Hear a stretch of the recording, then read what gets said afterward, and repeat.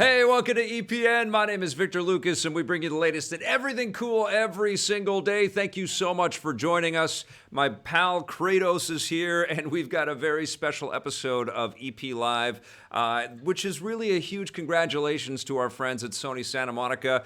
We've covered their exploits for many years, and they've given us tons of great God of War games over the years, and we are so thankful to them and so happy for them for all of the incredible, great reviews that they're getting today for the God of War game, which comes out on April 20th, so that's next week. But let's get started. We've got a great rundown for you today. It's dedicated to VMW Industries. He says, hey, Vic, do you know that you have the best entertainment media show ever? And then he says, I FN love you. I don't know what FN stands for, but that's awesome. VWM Industries, this rundown is all yours. The hit online shooter Fortnite has just gone through a really rough night. Late on Wednesday, Epic Games surprised everyone by abruptly taking the Fortnite servers offline, preventing everyone in the world from playing it. Epic at first said that they needed to perform emergency maintenance, and this morning they clarified what was happening, saying that they had a critical failure with one of their account service databases, which prevented the login and matchmaking systems from working. They took the whole game offline in order to fix the problem, and thankfully it didn't take too long to find a solution, because just a few hours ago the servers began coming back online.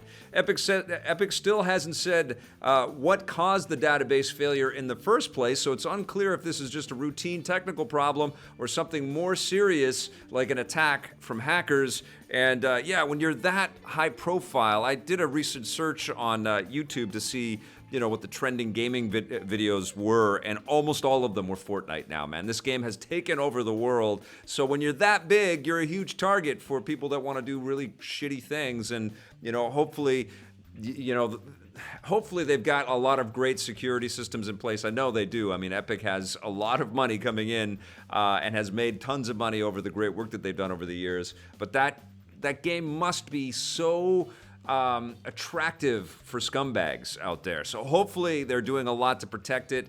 I've played the game a little bit and have had a lot of fun with it, and it's a very cool experience. I'll talk more about Fortnite in a future episode.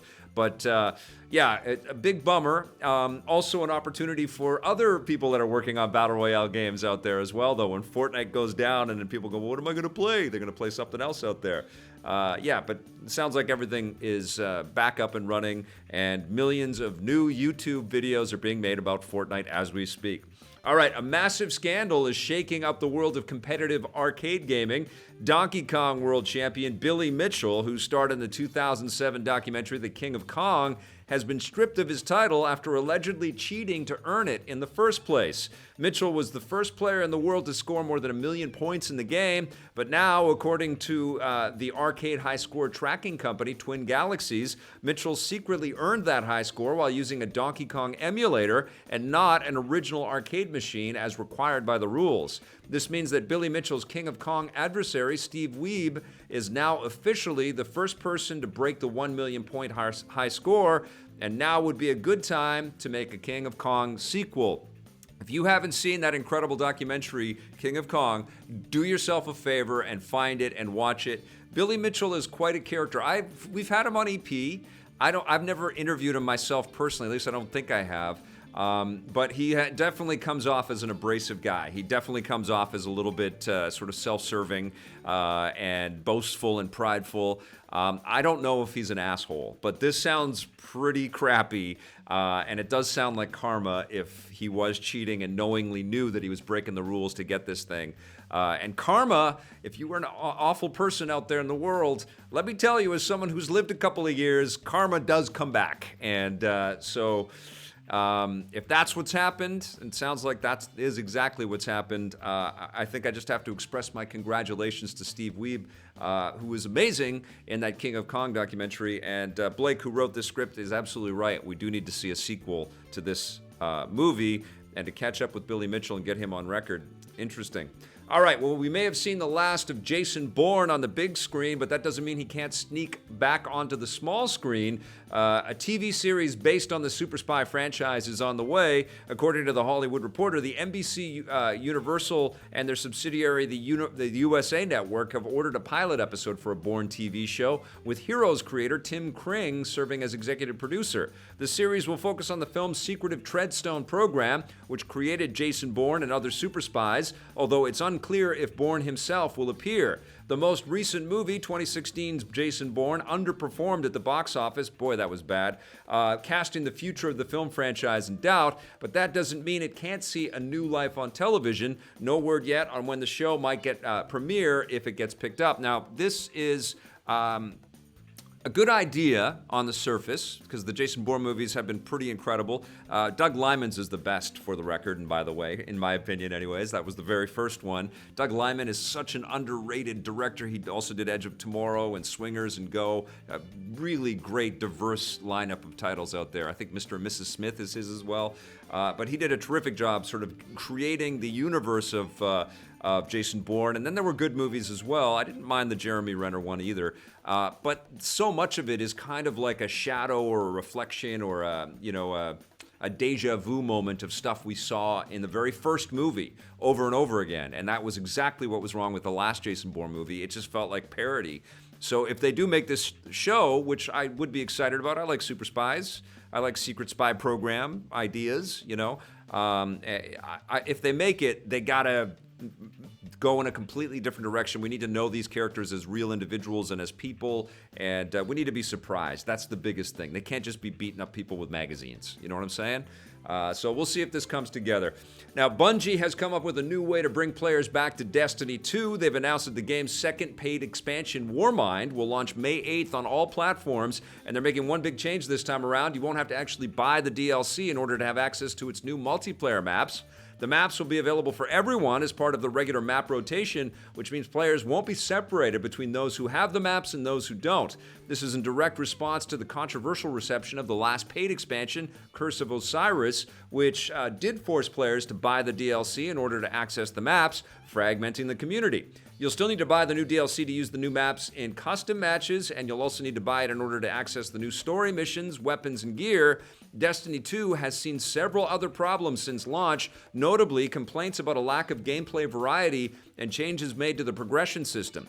Bungie plans to deliver more new content and fixes in the months ahead. Now, this is a fascinating story, what's happening with Destiny 2, because it's a terrific game. When I played the original sort of launch version of Destiny 2, I had a blast. I'm busy. I'm working on lots of different games and titles and reviews and other things that we do with the programming here.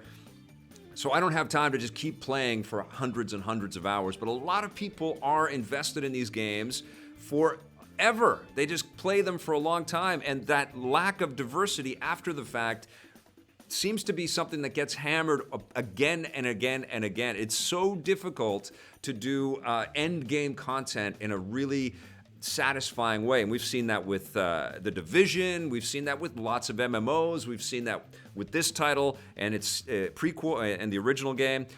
It's tough, and we're going to talk about God of War like crazy today, but you play a game like that where it's like, well, that's a satisfying thing. I've beat it, and I feel good. That feels good, and you know that there's going to be DLC and some other material in there and some secrets and stuff to find.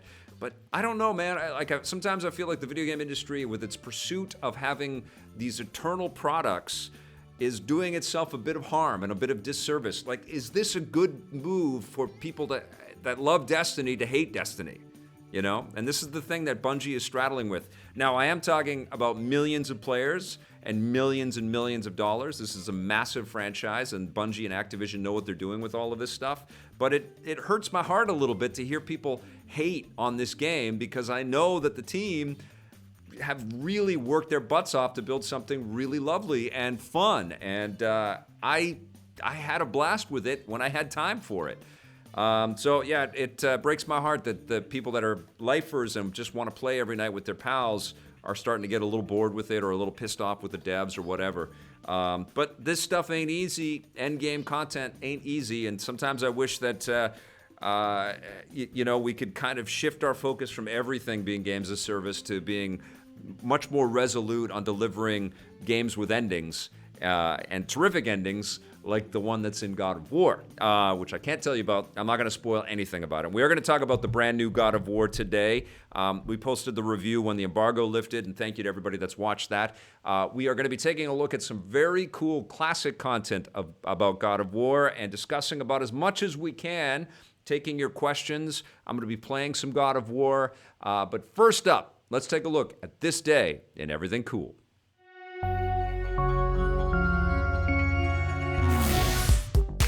Welcome to This Day and Everything Cool for April 12th. On this day in 1961, humanity took to the stars for the very first time. Russian cosmonaut Yuri Gagarin became the first human being in space, launching into orbit in his Vostok spacecraft. He performed a single orbit around the Earth, with the entire mission lasting just under 2 hours from takeoff to landing. This was obviously a very risky undertaking. Despite the fact that the Russians and Americans had already sent up test animals, no one was entirely certain how the human body would respond to being in space and what the effects of zero gravity might be. Thankfully, Yuri Gagarin returned without a scratch, and many humans have since followed him into space.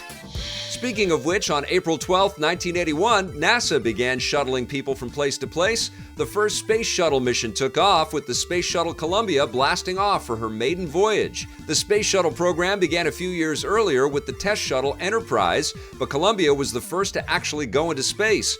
The whole point of the space shuttles was to create a craft that could go into space, safely land, and then be sent back into space, with the only wasted components being the rocket boosters used at launch. The initial trial of Columbia was a success, and it was followed by 4 other space shuttles. Unfortunately, Columbia herself wasn't as lucky. The craft was destroyed in 2003 after a faulty heat shield caused it to burn up on re-entry, sadly killing all 7 astronauts on board. The space shuttle program continued until 2011. On April 12, 2005, game maker BioWare embarked on a new kind of adventure. They released their action RPG Jade Empire on the original Xbox, and the game marked several important firsts for the company. For starters, it was their first game developed primarily for a console and not a PC. It was also the first BioWare game not based on a pre-existing IP, which meant the creators had more freedom to craft their own universe, characters, and locations. Jade Empire also saw BioWare abandon the turn-based combat of previous games like Knights of the Old Republic and instead create a more fast-paced and action-centric real-time combat system. Many of the innovations of Jade Empire influenced BioWare on their next big project, Mass Effect, which followed 2 years later. Welcome back. Always something cool happening every single day. Today is God of War Day here at Electric Playground. And, I got the review done and I hustled on a couple of other things. But what I've realized is that there is a lot of content that we have that is, some classic stuff. And there's also, more to discuss about this brand new God of War and some new elements that we're going to introduce into EP Live soon. I'm not going to tell you more about that yet. But I've decided we're going to play a little bit of God of War 3 Remastered because I'm not supposed to be streaming any of the new God of War. There's like really strict embargo stuff on there. We've got a review coming up of the new God of War, but I thought this would be a fun day to help Sony Santa Monica and God of War fans all over the world celebrate. And we're going to go right back into the EP archives right now as I'm playing God of War 3 Remastered, which is still also an amazing game. But let's take a look back at the roots of the original God of War as it appeared on EP. All right, so we've already seen some great stuff for 2004 from Sony. Here's what they've got cooking for 2005. This is God of War. I'm here with my old friend Alex, who's the senior technical artist for God of War. What the hell does a senior technical artist do? We just basically make life easy on the artists, make sure they're able to do their jobs well, they don't have any worries technically, and all the assets keep flowing into the game. Now, who's this dude here? This is Kratos. He's the hero of God of War. This dude's been like tore up from the floor up. How did he get so messed up? He's a Spartan warrior, ancient Greece, warlike people. All he did was, his whole life was go out and conquest. He rents himself out to the gods, in service of the gods, and takes on any number of beasts, Minotaurs, Cyclops, Medusa. It's gonna mess you up a little bit. Medusa, that's one ugly bitch. Right, Medusa's great because she'll turn you to stone just like the ancient myth, but if you're able to rip her head off, you'll be able to use it to turn other enemies to stone. What is your favorite thing to do in the game? What do you enjoy when you pick up it? My favorite thing is what we call context-sensitive moves or mini games. You get these big creatures in combat, you can knock down their hit points and eventually get them into these mini games where you jump on their backs with the Cyclops and start hacking at them, eventually stab them through the brain and kill them. It's really fun. Now I'm seeing some really cool weapons here. I'm seeing these flaming chain things he's running around, which look unbelievable. What are some of the other weapons you can get? Well, those are the main weapons. They're we call them the Blades of Chaos. They're chain weapons. You can use them short range, long range. In addition to that, we have magic attacks. We're going to have 5 or 6 magic attacks. So people who are into that resource management, storing up magic, using it, upgrading, all that's available to you. As well as things like the Medusa head. You rip her head off and you can use it against other people. Well, thank you so much. It looks great. Any multiplayer online? No, not for this title. Okay, well, thank you. And if we found nothing else out, we found out that Medusa is, in fact, an ugly bitch.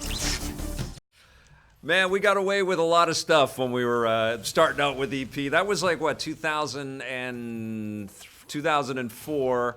Yeah, Tommy liked to push the envelope to see how much he could get away with saying on TV. So, we're going to run some of this content. So keep in mind that this was a different time for EP and a different time for the way that we were pushing content out there.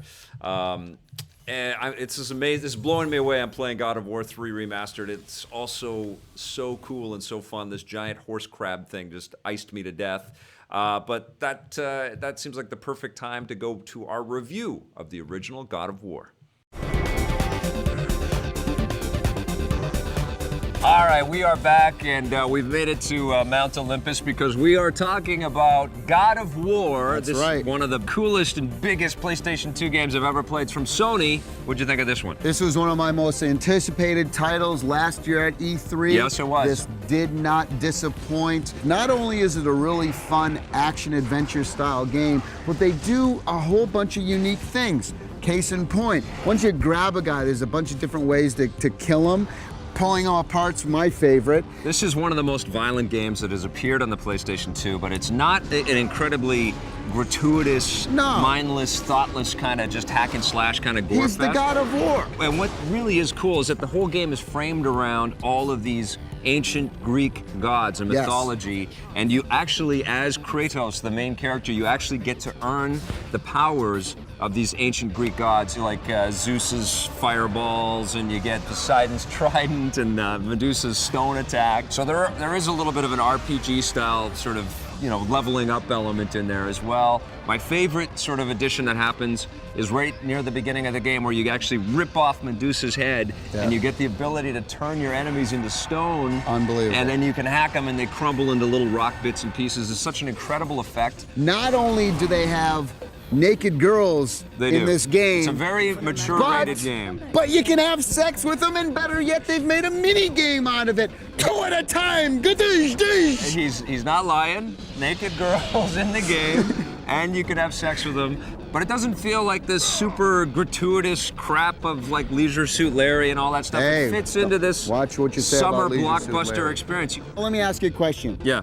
You didn't do them just once, did you? No. About 4 or 5 times.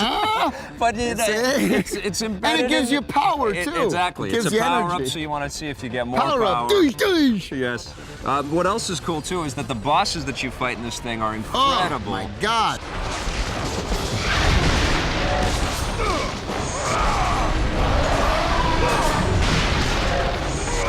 And it just keeps escalating and getting huge. I mean, you actually see the God of War walking through a giant, city, crushing people. You can see the guys throwing fireballs at you. It really gives you a sense of scale in this game. The gameplay is absolutely incredible. It flows beautifully. Some of the camera art angles, style, though. some of the camera angles a little bit.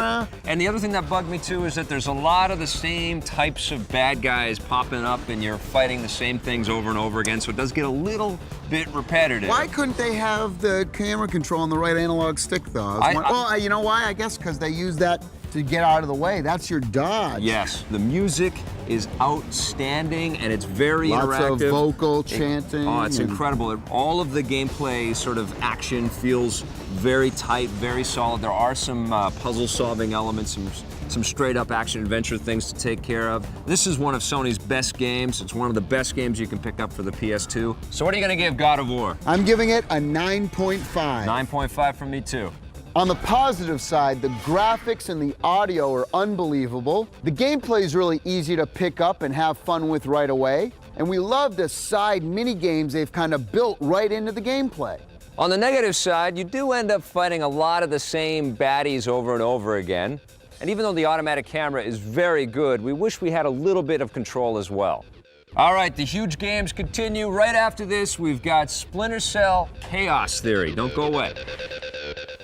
Oh my God, the nostalgia is hitting me hard too, you guys. We've got a comment there from Samian111 who loves that we were running the gameplay in the background while we were shooting our reviews on the run in those days. Yes, it was a lot of work to do all of that stuff, but it was super fun. Who knows? Maybe one day we'll bring some of that kind of look to reviews back into the programming. Yeah, it's really fun. I'm playing God of War 3. That was our review of God of War 1. And now let's take a look at our review of God of War 2. And after that, I'm going to have a very special guest join us.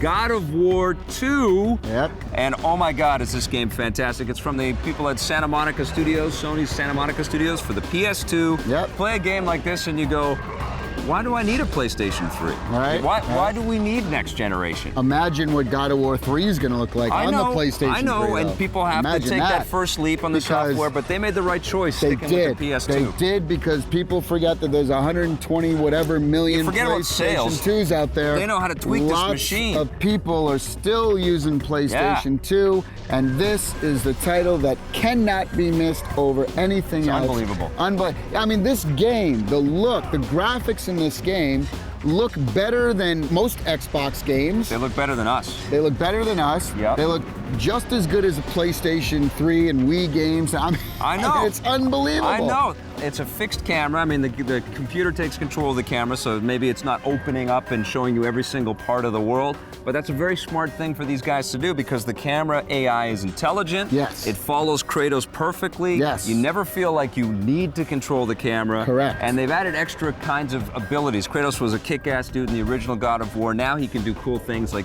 throw out his chains and actually swing from them. Yeah. There's riding the Pegasus type levels with flaming wings on the Pegasus. And that's the big story for me is that you can actually get on a Pegasus. I would have liked to have seen more flying levels, in fact. Yeah, the storytelling, the script writing, like right at the beginning, Kratos kind of loses all his powers, so he has to go back and kind of get them again, and he has to fight Zeus, and it's just... And how about the music as well? Music's phenomenal. Music, Gerard Marino coming back and doing the music again, unbelievable. This is state-of-the-art video game development, man. This is what we are all passionate about. This is why we buy our consoles. This is the real deal. The sheer size and scale, they've got some big-ass statues in this game, but they also have these horses. Yeah. And you're on the chains of that. It's Dude, unbelievable. I was trying to like lift fingers of a giant off. He held my Pegasus under him, and I had to like I was at his nail. I was just like a little sliver, and I was like trying to hit the fingers so they would get off my horse. It was ridiculous. It's a mature-rated game, though. We should say that. It is mature-rated. Lots of people getting their heads cut off. Lots of cool blood. bosses. It did not have to be this way, my son. Incredible game. But the thing is about the violence too, that it's just not like throwing in for violence sake. No, I mean, because or of the sex, style because of the there's game. sex in the game too. Oh, shoot, we forgot to talk about the sex. Did you like the sex? It was okay. Everyth's been refined and finessed. It just plays beautifully. It's like, yeah. If you're over 18, you own a PlayStation 2, you don't have this game, you're just hurting yourself. Why do it? Get it. It's a classic. This is what we all play games for. 10 out of 10. 10 here as well. We're back. All right, my friends, we have another friend of Electric Playground and Reviews on the Run that has come in to join us on very short notice, and I'm very, very excited to say that Jeff Cannata is here from his own podcasts, DLC, and We Have Concerns, and he's also working with Slash Film, a fantastic movie website, and on their podcast, the Slash Filmcast. This is a passionate gamer who I've known for many years and obviously was a part of our Reviews on the Run family for a long time. And I just I love this dude. He's an awesome dude. And thank you so much for coming back on EP today to talk about God of War, buddy. Oh, man. My pleasure. It's great to see you, and the feeling is mutual. I'm excited. Yeah, thanks for having me. And I know that you just have been under embargo and you've been playing God of War and been loving it. One of the comments that I saw that came out of your Twitter feed was a sort of a connection to some of our gaming favorites out there. Why don't you elaborate on that, your observation there? Yeah, I guess this tweet kind of blew up. I have gotten an insane amount of response to it, a little frightening, a lot of hate actually. Yeah, I basically compared God of War to a lot of my favorite games. I think people may have some people may have taken that as a negative, but I was saying, what if Zelda had a cinematic story? What if Uncharted put its violence into a context? What if Last of Us had a deep skill-based action combat system? What if Dark Souls was a little more accessible? Yeah. All of that stuff is how I feel God of War does. It really plucks from, I think, the best of the best. Yes. And creates a really cohesive experience around that. It's one of the best gaming experiences I've ever had in my life. Yeah. I absolutely loved it. And I'm right there with you. And I felt very similarly that it was a game built from developers that have been paying close attention to what people have been falling in love with. And the other game I would throw into that mix is The Witcher 3, which I think this game really evoked in its storytelling and its commitment to fantasy. That's what blew me away the most about the new God of War. Yeah, no, it's an amazing.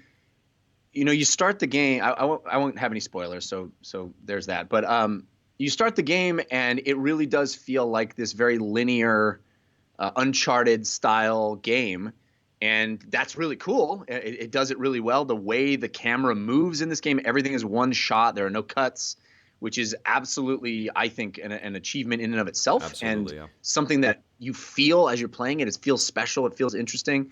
The way the game is shot is really cinematic in a way that games haven't been. Yep. But you go along for a couple of hours playing like that, thinking that's the kind of the game you're in, and then it opens up, and yeah, it becomes like The Witcher or Zelda or these big, expansive games with lots of freedom, and yet somehow it never loses that sense that you're playing a very focused, cinematic story. And I find the mashup of those different elements to be an incredible achievement, an incredible feat that they have pulled off. And it really does feel, even as it plucks from these other things, it feels like something fresh and new. It's also a testament to the editing expertise at Sony Santa Monica, because they built something epic and huge, but they knew when to reel it in as well. And they make it, I said in my review, it's a small game as well. It's not just a massive game with oversized fights.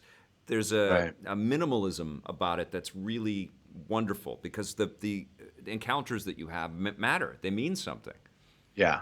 Every fight in the game is like sweaty palm thrilling and fun and feels even there are some fights where you're just mowing through dozens and dozens of guys. And even those fights feel engaging, and you're not by rote. I think a lot of the God of War games of the past, as fun as they have been, do feel like you're just mowing through enemies. Mm-hmm. And this game makes and that's kind of where the Dark Souls comparison for me came to, was it all of the fights feel strategic, feel skill based, feel engaging, white knuckle, and it's really something. It's really amazing. Have you been able to go back now and play it after you've beat the story and sort of feel what the game feels like afterward? No, I haven't really experienced the story post. I finished the game last night. Yeah. So I haven't played much. It is something, Jeff. That. That's what I'm in right now. It is something. There's a whole discussion about post, like we were just talking about on the show, the Destiny 2 kerfuffle and the sort of dissatisfaction of the community with the sort of their end game strategy. But with God of War, it also feels like there is an end game strategy, and it feels very different because you know a lot more about the weight of the world. It's pretty cool. It's awesome. The amount of optional stuff that's in that world, without spoiling anything, it is the things you get to do are incredible. The secrets behind every, I mean, it really does feel like it has a lot of Zelda DNA in it. Totally. Puzzles that are interesting and clever. And you mentioned their editing, and I think that is not just editing in a cinematic sense, but in a the things that they take away are really smart. Like, for example, there isn't a complete freedom of climbing anywhere. You do get a prompt on your circle button on specific things, but I found that to be so wonderful. I found that to be so precise, and it made that big world feel much more accessible, actually, because I didn't feel like I had to waste my time on stuff. There's a lot to do, but I'm always doing something productive. Yeah. I mean, it takes a little while to get used to it, and there are invisible walls that you come up to. And I had an issue with that with Uncharted Lost Legacy, because you come off of Zelda, or you come off of Horizon Zero Dawn, where there is just this limitless exploration available to you, and it does feel a little bit like you're funneled. And God of War has that at the beginning of the game. It feels like, oh, I can't go there, I can't go there. But then you're right, it does open up, and you also see the wisdom in the choices that were made. You can tell that a tremendous amount of effort was in there. And I had another thing. I equated a lot of the storytelling to stuff that I saw in Logan, and it also reminded me a lot of Batman's relationship with Robin in some ways. But there was another thing that I thought about with this game, and I don't know if you think this will be weird or not, but I saw the first Hobbit in 48 frames, and it was strange, but it was also kind of awesome to see those special effects rendered at this super high frame rate, because it made it look like these it looked like these crazy fantastical magic effects were happening in reality. And that kind of felt like that with this game as well, because there are so many photoreal moments. And then it goes into this high level of fantasy, and it just, like, your eyes can't believe what they're seeing. Yeah, I mean, the way the camera is handled feels like it's a physical object. Yeah. It doesn't feel like a virtual thing. And I think that is really smart and really hard to pull off. Like, it's not an easy thing to do that, to make the camera move like like there's a person holding a camera running behind Kratos or whatever in these cutscenes. And it's spectacular. It really sells the reality of that world. And I mean, just visually, it is spectacular. There are so many different looks for the game. Everything, the way everything's big in the frame, and the way the world feels chunky and weight. I mean, just the way he like reaches out his arm and catches his axe when you recall it to, and it clamps into his hand. It's like everything feels good, man. It all feels great. His abs look like they're made out of stone. Right. Well, he's a God of War. What are you going to do? Yeah, and there's lots of really cool, just like honest, quiet acting moments. What did you think of Christopher Judge as Kratos? Unbelievable, right? Man. Yes. It's unbelievable. Yes. And the performance, I'm sad that I don't have the name at the top of my head, but the actor who plays the young boy, Atreus, is excellent. Equally excellent. Yeah. In fact, the whole cast is. And another thing that's wonderful about this game is there aren't, in a game that is a giant open world role-playing game, action role-playing game, for all intents and purposes, it has like 6 characters, but all of them are really well fleshed out. You know a lot about them. They're beautifully performed. It feels like this a film or a TV show where you really know all of the characters, and there's a lot of time spent with all of them. Do you think it's great? Do you think this is the best game you can play on the PlayStation 4 right now? I mean, I'm a little given to hyperbole, but I think this is it's making a play for my favorite game ever. Yeah, it is that good. It is awesome. Really. I mean, I think that when I break it down, like, I think it's the best looking game I've ever played. Yeah. It has one of the best combat systems I've ever played. It has exploration, puzzle solving, storytelling, one of the best stories ever in a game. All of the things that it does, if you break out each piece of it, they're all in the top tier of any game that does what that does. Right. And you put them all together, and it works with such synergy. The progression, I love how the progression works. and it's very unique to that, to the how they do that, where you have experience as a currency, really, and the way you acquire items and loot and then level those things up, like the way skills work, every piece, if you break it off and just think about that one piece, is great. And then you put them all together and it all works together well too. It really feels to me like, if not the best video game of all time, in the conversation. In the conversation, absolutely. And it does feel like there was a real effort to make this accessible, even though it's an M-rated game and it's incredibly violent. And I had to, tell my daughter Ruby, you can't watch this. You got to go back upstairs. Daddy's killing characters now. You can't watch this. It's very available for people. You don't have to sort of soak up the lore or give it tons of time to kind of understand what you got to do. You care about the characters and you get into it and you feel something for the whole experience. And I think it didn't occur to me, but your comparison to Logan is really spot on, in the sense that Logan is this work that stands on its own and feels relevant and interesting and compelling and is a really cool tale. Yeah. But if you have the extra knowledge of having seen the other X-Men films and stuff, it has layers that are deeper too, that you get to pick up on things. Yes. And in the same way, this God of War, there's no need to have ever played a God of War game to enjoy this game. Yeah. But if you have, there's lots of stuff there too that adds texture and layers to your enjoyment. Yeah, and that's also kind of something that the Kojima Metal Gear Solid games were able to do as well, but you had to get through some impenetrable storytelling with lots of but this is a lot more refined. I did miss the God of War theme, the music. I love I think the music in this game is great. Yeah, Bear McCreary does the music. It's excellent, but I did miss a couple of touch moments, and I don't want to, one of the things I brought up in my review too is that I don't want to forget, and that's why we're doing this show today, is we're running a lot of our old reviews and our old interviews. Classic, not old. But I don't want people to forget how great God of War has been, and consistently great, really revolutionary games every time they've come out. And but they had to kind of mature the product. They had to sort of say, no, it's a brand new world in 2018. He's not going to have orgies. He's not going to be, just willy-nilly killing. There's got to be a consequence for this, right? I work with a female gamer, and she was asking me some questions about it, and one of her first questions was, is there any female characters that aren't there just to be sex objects? Yeah. And I was like, yeah, there really is. I mean, she's not a huge part of the game, but she's a key part of the game, and she's treated, and I think in a really respectful way, and is an interesting character, beautifully performed. I think that's great. And you mentioned the violence. Yes, it's a very violent game. I mean, multiple times I took a wolf's mouth and ripped it open, and whatever. Very violent game, very bloody, but it's also about violence. Yeah.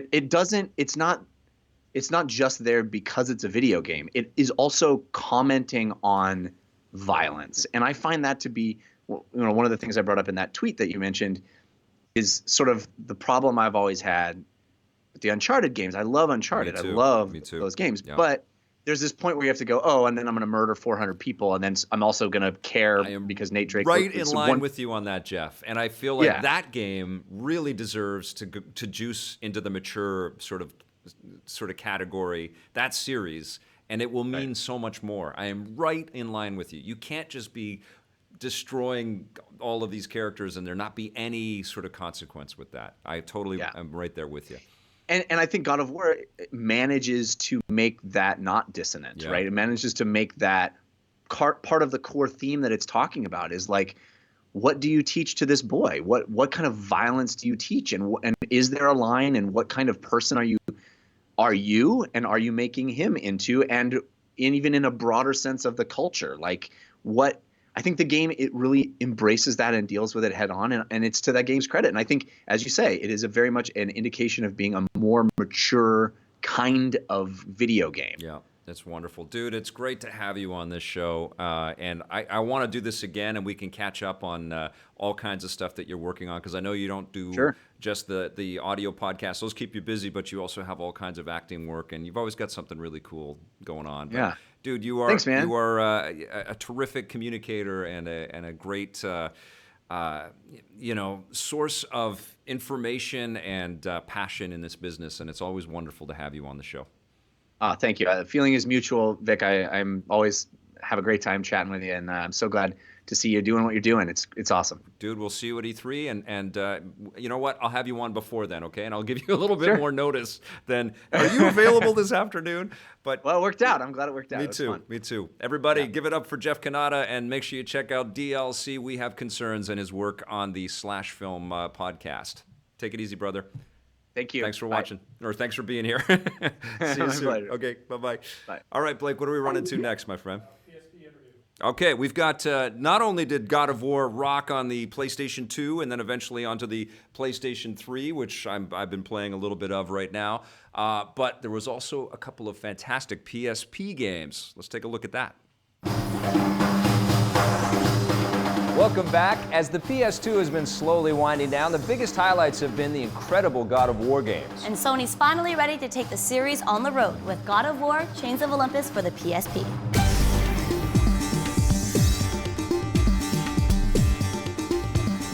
I'm standing in front of what is undoubtedly the most anticipated PSP game coming up over the next little while. Not to put too much pressure on you guys.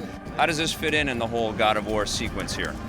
It takes place before God of War 1. Okay. And it is basically telling a little bit more of the overarching story that we have for the entire series and fleshing out more of his service to the gods. Rue can tell you a little bit more about it and get more specific on that. Okay, cool. Rue, I got a question you. I mean, it's on the PS2. The experience is unbelievable. It's many people say God of War and God of War 2 are the best games you can buy for the PlayStation 2. So the expectations and the pressure must be really high to deliver something on the PSP that competes with that level. Yeah, actually, I go home every night and I crawl in my bed and I feel like, how are we going to do this? But no, I mean, the great thing about it is there's so much actually already built up on that game. There's a lot of pressure, but at the same time, there's so much actually to look forward to. That every day we just go back and say, okay, do you remember this from God of War 1 or God of War 2? We should do something even better than that. So it really is motivation at the end of the day. Olympus has sent a message, and I am here to deliver it. Is the gameplay going to change much on the PSP? Are we going to be introduced to some new ways to enjoy the content, enjoy Kratos?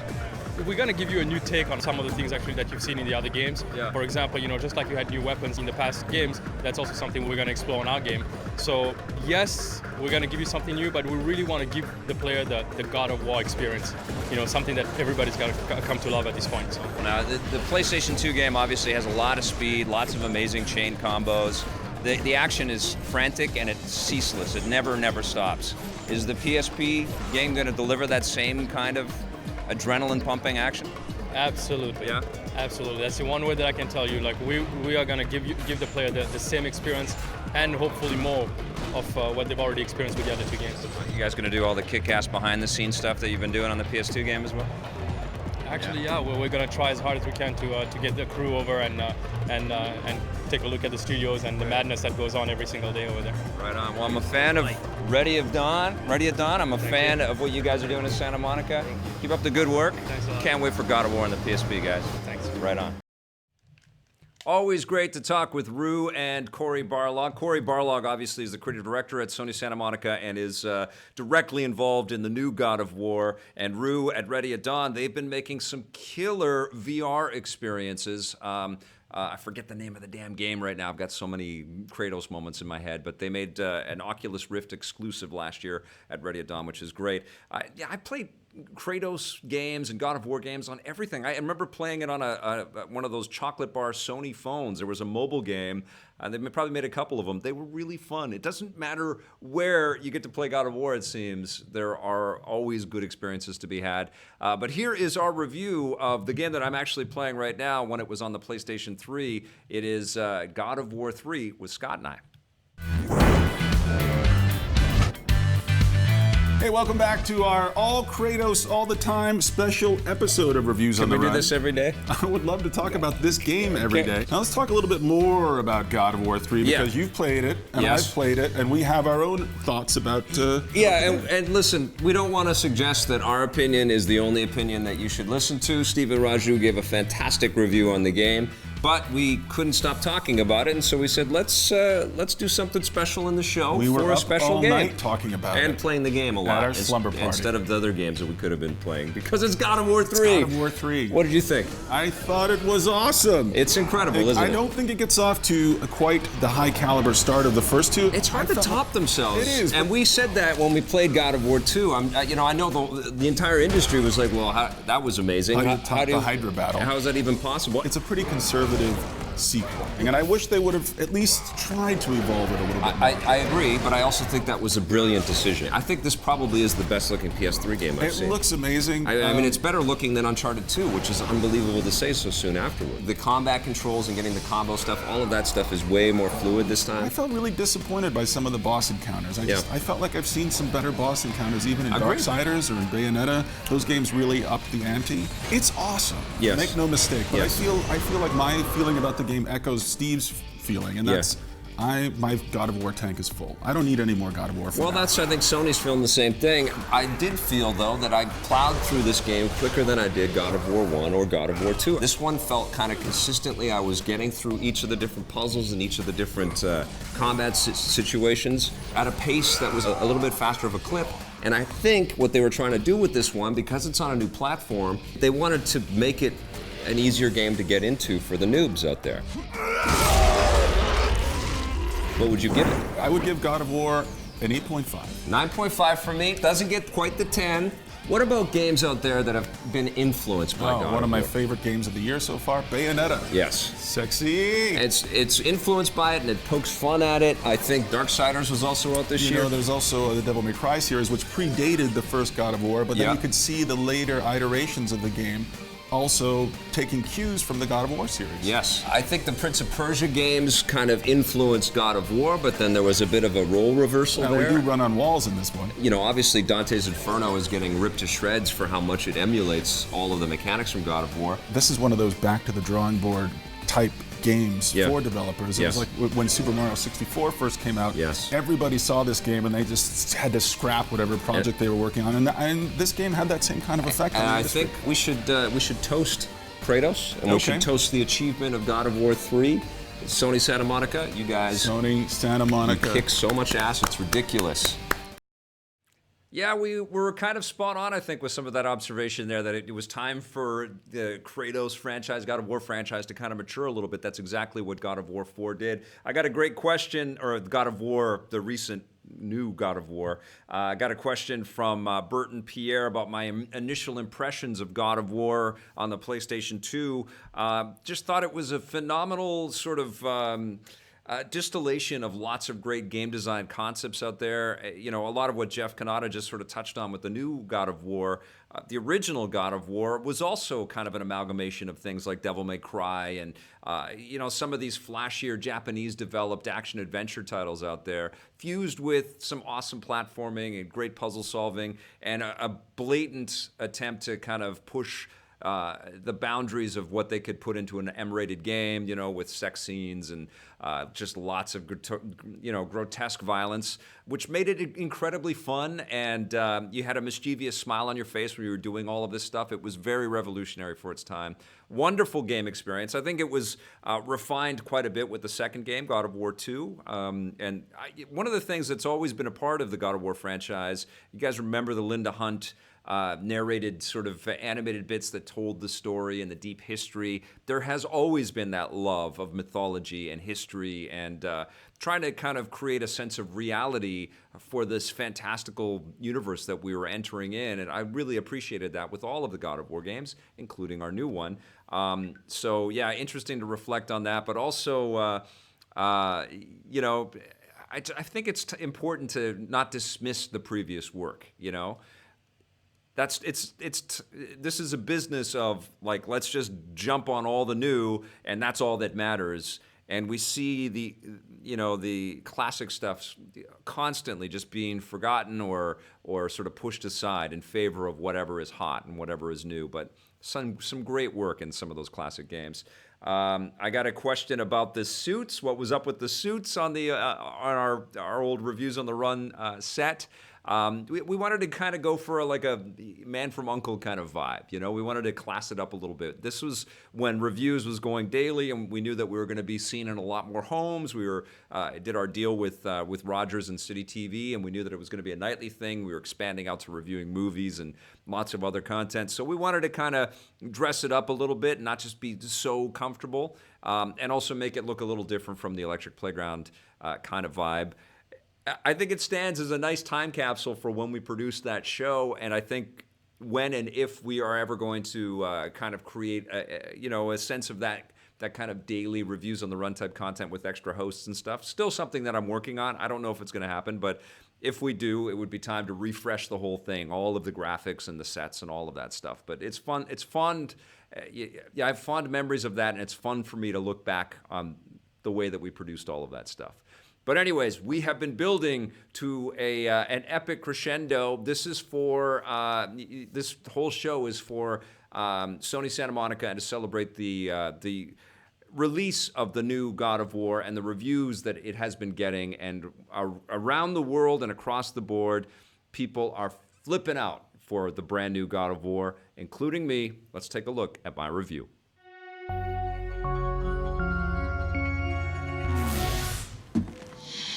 I am hungry.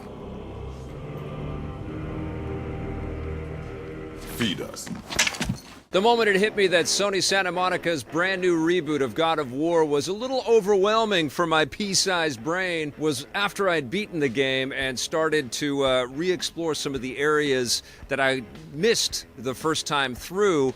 And I realized that there were some easy-to-find chests right at the beginning of the game that I had just walked right by because there were just so many details in this extraordinary, absolutely gorgeous video game. And I'm going to start this review by saying that I'm not spoiling anything. Sony has been explicit that they've worked for years and years building us a brand new God of War experience, and they don't want any of us reviewers spoiling this, so I won't tell you about the story stuff. I'm going to give you sort of the top level sort of feelings that I had as I played this game. You tell me. And I think you've got some big questions. One of them, I think, is going to be how much is this a copycat of some of the stuff that we've seen in games like The Last of Us or Naughty Dog's Uncharted? Because as probably everybody is aware, and I don't think I'm spoiling anything here, the camera perspective for God of War is sort of over the shoulders behind Kratos, and it feels very reminiscent of some of the action-adventure games that we played from Naughty Dog in the past. And it does change up the experience in some very, very profound ways because, most of the God of War experiences that we played before have shifted the camera around, but primarily have been much more action-oriented, and Kratos could jump and fly and just become this whirling dervish of, fury and anger. That core ferocity remains in our brand new God of War, but this camera perspective makes the experience much more intimate and much more personal, and I know that was the idea. That was the whole concept behind here. And I think you're going to ask me, does that make the game less fun or not sort of true to its roots? Is that a question? And I would say that no, it doesn't. And this is a game really working hard to deliver a brand new experience and to kind of revitalize this franchise, to mature it, and to bring it to a new generation of game player, but to also kind of show that this is how video games kind of evolve and have to evolve. And we saw something similar to that with the way that Breath of the Wild really evolved the Legend of Zelda kind of concepts and tropes, and gave us a brand new experience. And there's a great parallel here with what Sony Santa Monica has done with our brand new God of War. Now, I think the second big question you're going to have is, are we constantly annoyed by this little brat kid that we got to take care of, Kratos' son, Atreus? I am so sorry. And I will say that Atreus is not annoying in the least. And he gives Kratos so much more depth than what I was expecting and hopefully what you're expecting. And that is what is so unbelievably impressive about this title. The Kratos games and the God of War games have been so enjoyable, but now it's really about getting to know this character and the relationship that he has with the people that he cares about that hits you right here. You're still going to kill a lot of enemies, but it's just a profoundly moving and beautiful experience right from the gate. And you just follow this story along, and I was fully transported. This was not only an exquisite acknowledgement of Kratos' roots and his history, but it also was small and personal and meaningful. You know, it's not cluttered and littered with lots of different characters that we have to kind of know and memorize. We have encounters along the way that are powerful and heavy and resonate, and they're expertly performed. First, you need to cut off my head. Wait, what? And I got to tell you that Christopher Judge as our new Kratos, and it's kind of a shame that we've lost the original voice actor, but Christopher Judge is so perfect as this mature, kind of beaten down Kratos who just wants to have a life. He wants to get on with his life. Open the door! We need your help! The analogy struck me, and I brought this up with Blake when he asked me point blank, is it better than the previous God of War games? And I said, no, it's not better, but it's more meaningful, it's more powerful, and it's better in its storytelling and its concept. And I likened it to how Logan made me and millions of people around the world love Hugh Jackman and his performance as the Wolverine even more, even though the resonance of X-Men 1 and especially X2 still mattered to me so much. Those were, in my mind, better sort of comic book escapes when they originally came out, and they resonate like that. And it's the same thing with God of War 1 and especially God of War 2, where they kind of perfected the game design and the gameplay, and they kind of really cemented Kratos as this eternal, important character in Sony's pantheon of characters. They will forever, matter and resonate for me. But this new God of War acts just like Logan did. It empowers this character and gives him, real gravitas and real meaning and real nuance, that it goes beyond his torture and his anger and his pain and his fury, and you understand why, which is incredible. And I can't believe I'm talking so much about the emotional sort of impact of God of War, but it's right there, it's front and center, and it's why it's one of, if not the best PlayStation 4 experience I've had so far. It's incredible, and I really, really loved it. The truth. In terms of gameplay, yes, you are going to be doling out punishment like crazy throughout this experience, and there's an incredible amount of imagination in this new sort of Norse setting. We get to travel to different realms and see lots of variety, of course, big giant creatures that we fight, and little scurrying bad guys that may sort of pop in from the ether or fly in with cool armor and weaponry, and we got to take them out in lots of cool ways. And your new axe that you have, which kind of works a little bit like Thor's hammer, which is kind of in keeping with this Norse mythology overview, is wonderful. I mean, you can slice and dice and then hurl it at different objects and recall it right away, and it works in lots of cool ways. And you can level it up. One of the great things that stands out for the God of War franchise is that they've always had RPG-light, skill trees and things like that. That remains in here. You've got weaponry that you can augment. You have magical abilities. There's lots of sort of different armor choices that you can toggle on and off, and then you can throw runes into them. You pick up enchantments and things like that will augment your overall sort of counters on your strength and your luck and your defensive sort of attributes and stuff like that. So there's lots of sort of toggleable ways that you can enjoy and appreciate this thing. Once you get past the main game and you have only seen a portion of this incredible world that Sony Santa Monica has built for us, there's also lots of unexplored areas for you to go back to. There are also lots of allusions to what may come in the future, and it left me breathless.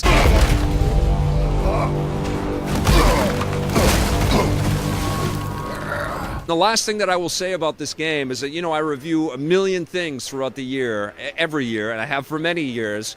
And, you know, there's often times where I'm reviewing video games where I get it, I know how I feel about it, I can sort of move on from it, and I can let it go, you know, and I can go and talk about it and tell you guys how I feel about everything. With God of War, I was hanging on for dear life. I was not letting go of that controller, and I loved being in this fantasy world. This is as rich a fantasy world as anything you've seen on screen anywhere, whether it's the, you know, the Game of Thrones show or it's whatever, Lord of the Rings, anything you can throw at me.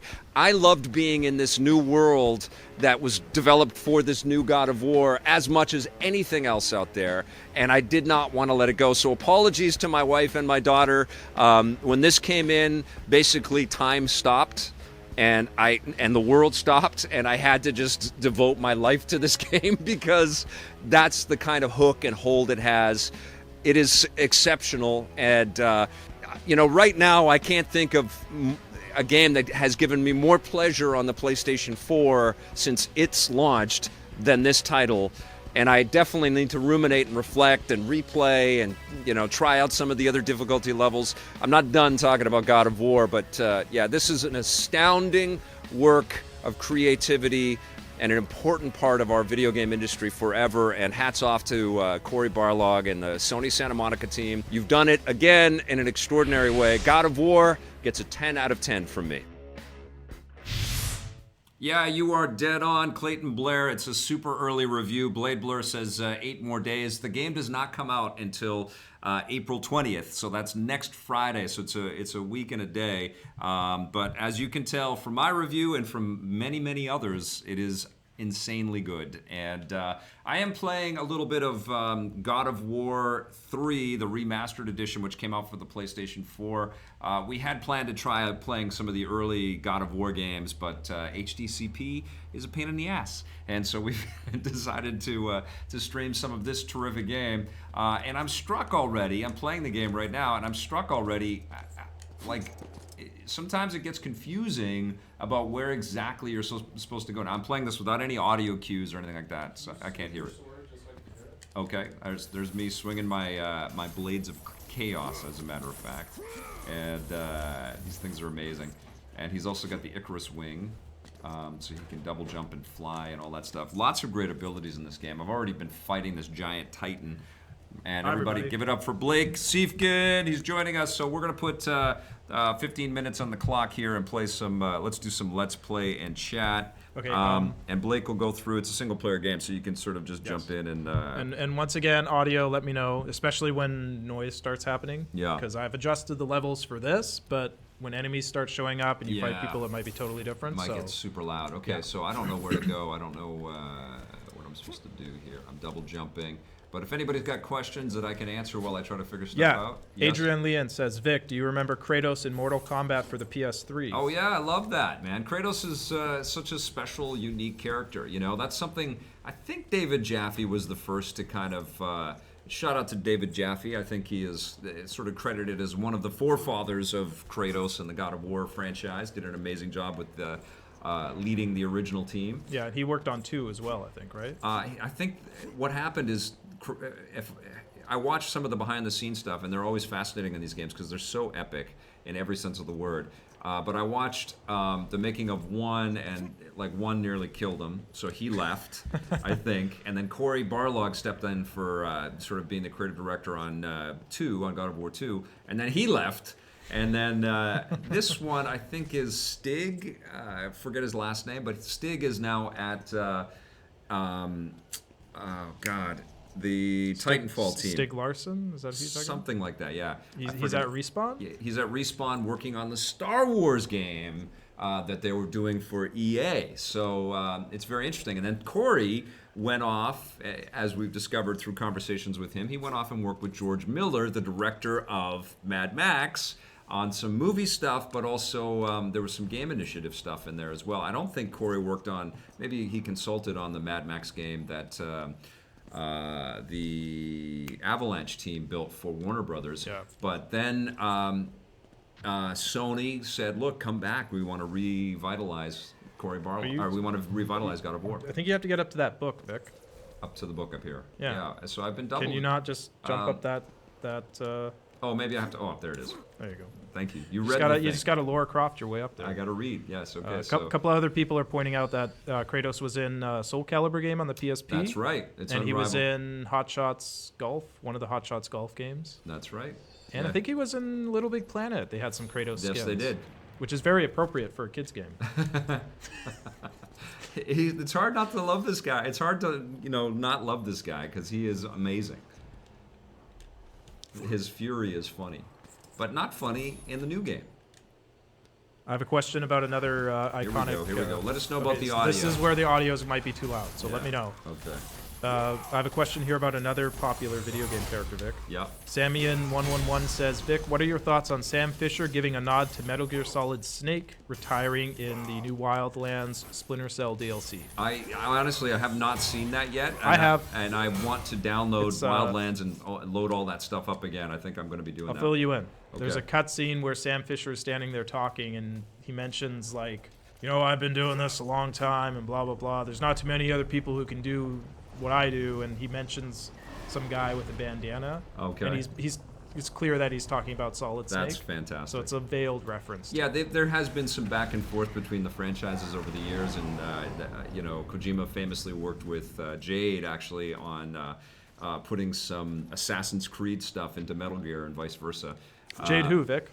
Jade Raymond, who now makes Star Wars games for Electronic Arts. And do you know, Vic, the announcement video when they announced the Assassin's Creed content for Metal Gear Solid? Yeah. Do you know who shot that announcement video? Oh, yes. We did. Yes, we did, didn't we? That's right. When we were working with Kojima on Metal Gear 4. And we found out about that like 3 months before it was announced, and we had to stay really tight-lipped about it. Yes. And it was really hard. Well, that's what we do. It's very hard to be tight-lipped about the new God of War game, but I'm doing it. I'm playing classic God of War, which looks really good. This is on a regular PlayStation 4. It's not on the Pro. One thing that Jeff and I didn't talk about, and I didn't talk about in my review, mostly because I was just caught up in my just loving of the game, but I played it on the PS4 Pro, and it's incredible. And it is absolutely, like, if you have not jumped in, if you don't have a PlayStation 4, God of War is one of the best reasons to get one. But it's also one of the best reasons to get a PS4 Pro. And if you've got a 4K TV and you've just sort of been, back and forth about when the right time is, it absolutely is the right time to get a PS4 Pro and play the thing in 4K. Now, what they've done, which was really smart, is for the new God of War, is they have given you the option to play the game in 1080p at higher frame rate. And it was great. I tested that out. If you have the PS4 Pro. If you have the Pro. So if you have a PS4 Pro but not a 4K TV. Exactly. Right. Yes. And it was great, but I have the 4K TV and I preferred the resolution. I didn't think it really suffered that much from being a 30 frames per second experience. And so I went and tried it both ways a couple of times, but I preferred sort of erring on the side of the resolution and getting the fidelity and the HDR lighting and all that stuff. And I found the sweet spot. I had to sort of tweak the game a bit, tweak my TV a little bit, but it looked incredible. The one thing that's weird, and Sony needs to figure this out, because one of the great things about the PS4 is that and the Xbox One is, and now the Switch to some degree, is that they kind of work like game DVRs to a degree. So you are, I have to jump across here. Or do I? Yes, I have to climb back up. You can record some of your gameplay footage, and then you can use it in streams or videos later on if you want to. But with HDR lighting on, the way that the PS4 Pro records HDR footage, all the colors get screwed up, and it's very weird when you play it back. And that's probably to kind of save on file size, which I understand. I didn't press double jump. You have to hold X. I have to double jump and then press the X. So Sony's got to fix that on the Pro so that when you record footage, the lighting and the coloring isn't all weird. Okay, so what the hell do I do here? Double jump and then there it is. I have the best comment ever from Paul Adamson. Okay. He says, it's too bad the bosses in this game are so small. Oh, yes. Because they're huge. They're the Titans and everything, yes. Okay, come on. My God of War game is a little rusty on the original, the original feeling God of War game. One thing that's different about the new God of War is that you're really doing the combat with the trigger buttons. You're not using the face buttons on the controller. That took some time to get used to. It's very Dark Soulsian in the way that enter and exit out of combat with the characters. But it's much more accessible than Dark Souls or Bloodborne. Okay. Oh, I see. Just press it once and then press the button. Okay, I'll get this. Any other questions? Yeah, Tiago Santos says that we should play Panzer Dragoon Orta.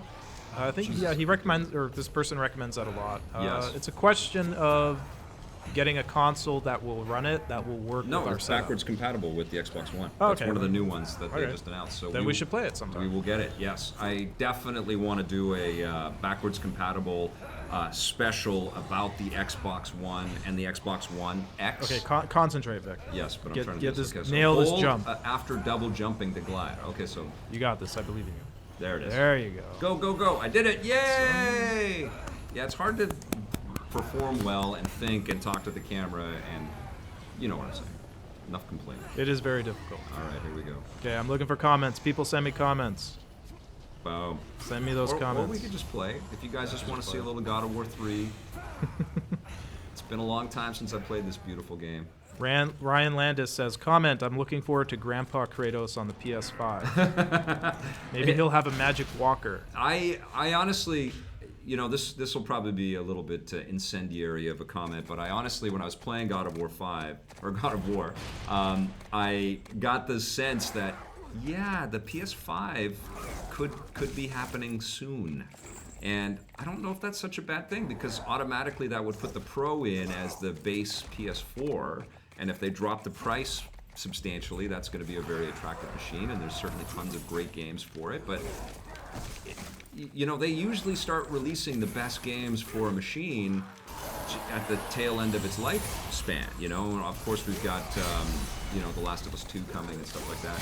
So it doesn't feel too soon now to start thinking about what's next. And one of the things that I thought about, obviously, you know, we're talking about the issues with the way that the machine records HDR content and 2K content or 4K content on the, or 2K checkerboard and 4K content on the PS4.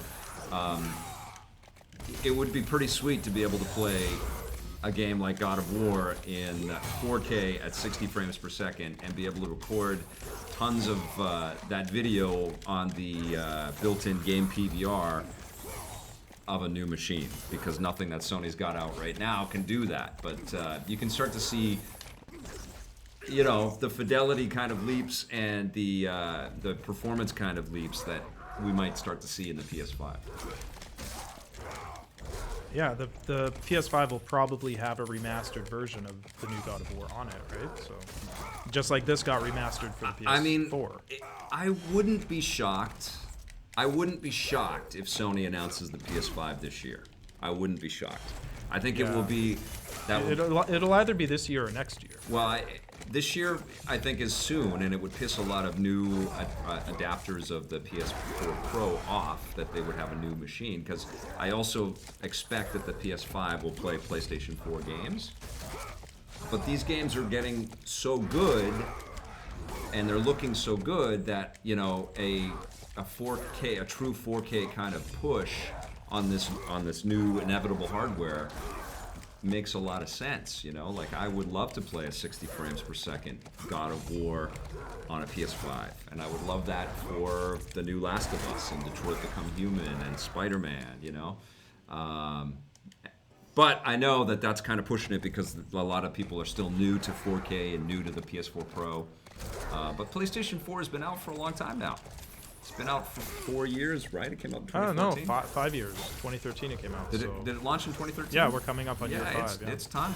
It's time. I mean, we had 6 years from the launch of the PS3 to the announcement, launch of the PS3 to the announcement of the PS4. Yes. Because it came out 2006 and then 2013. So yeah, it'll either be this year or next year. I mean, I still would love to see a PS4 Pro that's, you know, operates like the Switch, that you can dock it and take it out, and it's the exact same experience. I don't know. I don't know what they're going to do, but like, I don't think that's achievable with 4K resolution and all of that stuff. Yeah, not in 4K. Yeah. I have a question, Vic. Yeah. Tiago Santos says, or asks, how long did it take to finish the new God of War?